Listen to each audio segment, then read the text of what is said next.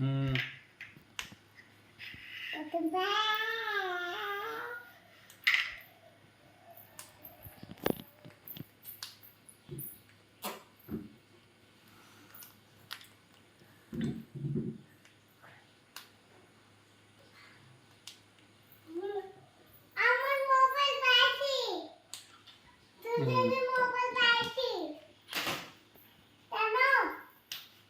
ঠিক আছে